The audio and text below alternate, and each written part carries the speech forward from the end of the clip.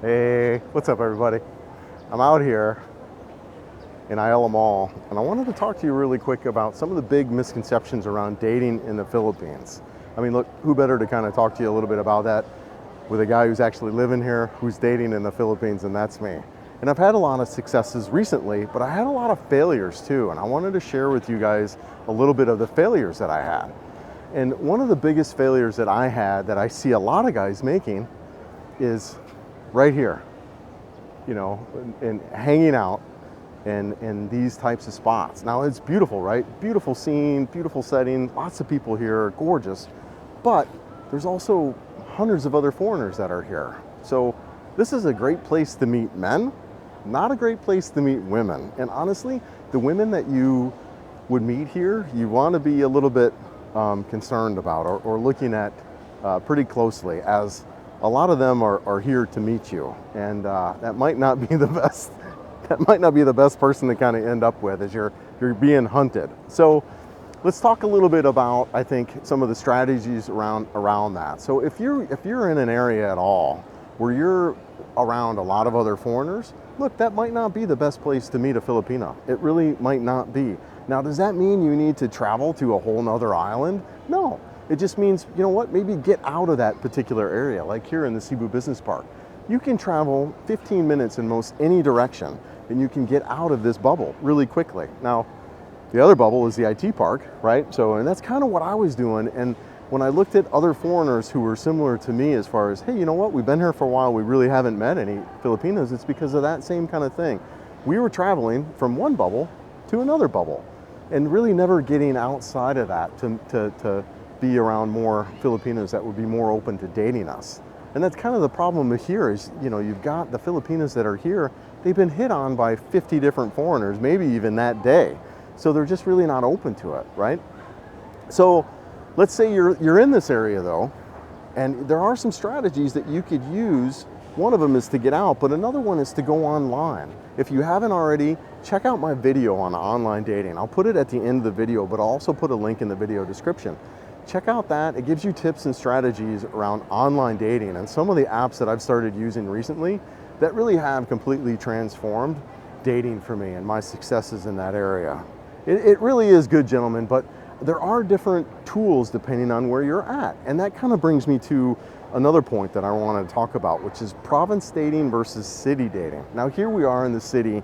There's clearly there's a much larger dating pool. I mean, the Cebu area is like 3.5 million people if you count Mandawi, Lapu-Lapu, down to Car. So it is a massive dating pool. And another one that I was in just recently with Makati and BGC is over 10 million, right?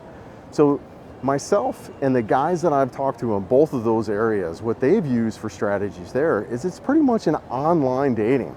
They use apps that I talk about in that video to really secure their dates there. There really is very, very little approaching there, just because, like I was saying here, there's so many foreigners here, they get approached by so many, they're just kind of really turned off almost by the idea of you coming up to them. Now, that's not every Filipina, but it is quite a few from what I'm hearing here. Matter of fact, some of them actually refuse to come to this mall because of that type of situation that they see. So there are some strategies around it. Online dating is a big one.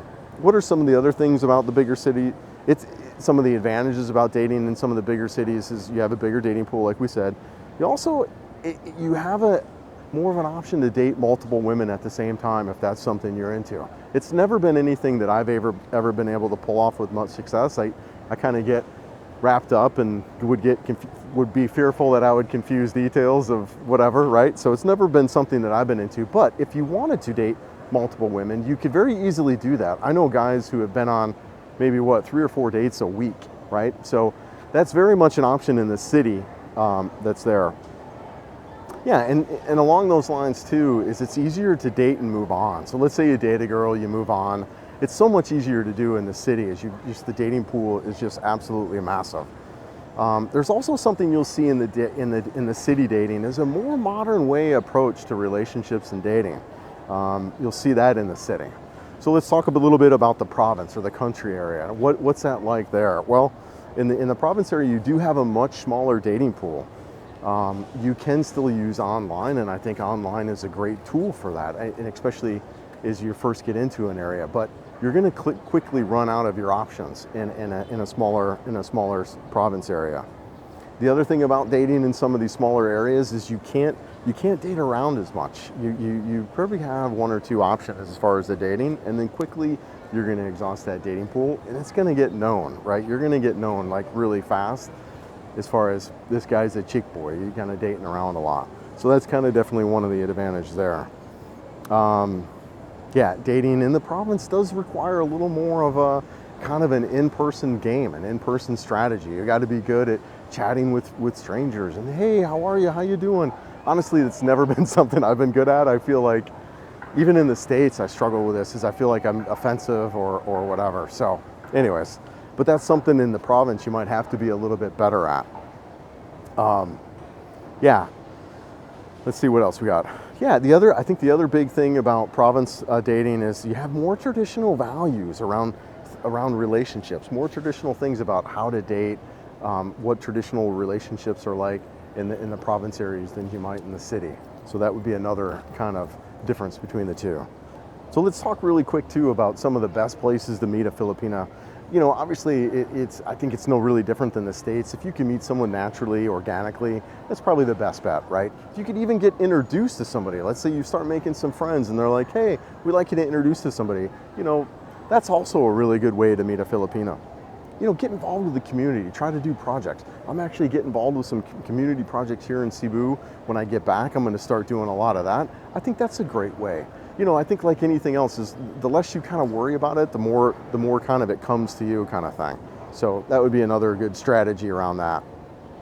You know, and I think the last thing I just want to say is like, look, especially recently now that I've been single for a while and dating a lot, man, I've had some really incredible dates, and just, it's gone from one spectrum to another, right? Where I've just had so much fun and meet incredibly beautiful people, but I've also had some like incredible nightmares where you got weapons being pulled out. So you really just want to be very careful and be selective in your dating, guys. You know, try to run your questions and ask the right things.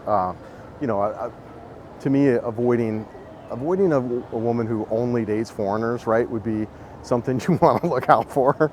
You know, and just a lot of that too. Just, you know, develop your own good questions as far as what you want to ask to find good quality Filipinos. For me, I kind of rely on my instincts right away, which doesn't always work out, but it's pretty good. But anyways, guys, I think that's it for this video. I'm just kind of wrapping it up, as that's all I had on my notes. So really appreciate everyone watching and listening and taking the time to stop by, and we'll catch you on the next one. Empin.